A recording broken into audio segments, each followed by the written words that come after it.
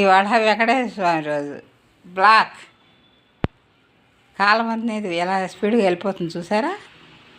మొన్న గోధుమ కలరు, నిన్న రెడ్, ఇవాళ బ్లాక్, రేపు వైట్. అలాగే మన జీవితం కూడా రోజు రోజుకి వయసు అనేది పెరిగిపోతుంటుంది. ఎల్లకాలం ఇలాగే ఉండలేము మనం. ఉన్నప్పుడే మనం చక్కగా అందంగా అలంకరించుకోవాలి. అవునా కాదా? అవునులే.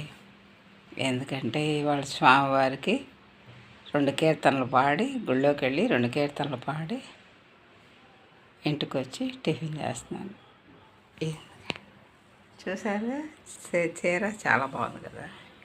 ఎప్పుడో నా చిన్నప్పుడు 23 సంవత్సరాల క్రితం కొన్న చీర ఇది. సింగిల్ స్టెప్ వేసుకున్నాను. ఫ్లవర్స్ బాగున్నాయి కదా. Full hand.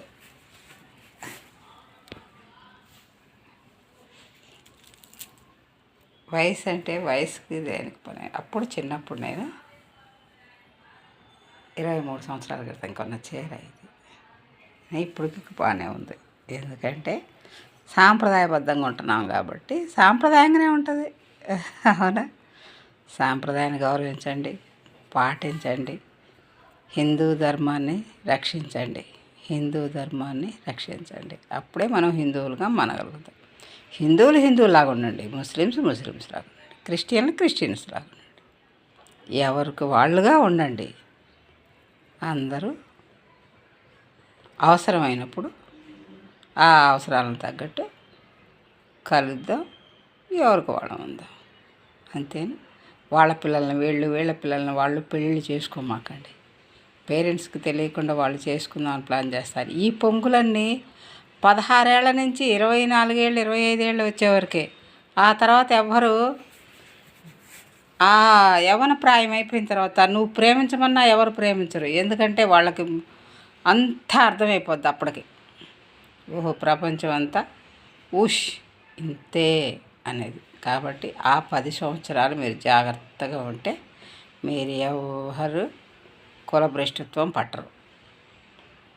ఆ 16 సంవత్సరాలైనా, ఆ 16 సంవత్సరాల నుంచి 25 సంవత్సరాల వరకు మంచి స్నేహాలు చేయండి, మంచి కథలు చదవండి, మంచి స్థలాలకు వెళ్ళండి, మంచి స్టోరీలు వినండి. అప్పుడు పుస్సుని ఎగిరిపోతాయి 10 ఏళ్ళు. అప్పుడు మీ కుటుంబాలు మీరు పెళ్ళిళ్ళు చేసుకున్న చెందిన సాంప్రదాయంగా మీ ఫ్యామిలీలోనే చేసుకుంటారు. మన సాంప్రదాయం మనకే ఉంటుంది. ఎవరి సాంప్రదాయం వాళ్ళకే ఉంటుంది. ఎవరి సాంప్రదాయం వాళ్ళకు ఉన్నప్పుడే గౌరవం, మర్యాద. ఓకేనా? Bye. Like and subscribe. Thank you. నవ్వండి. Okay, bye. Like, subscribe.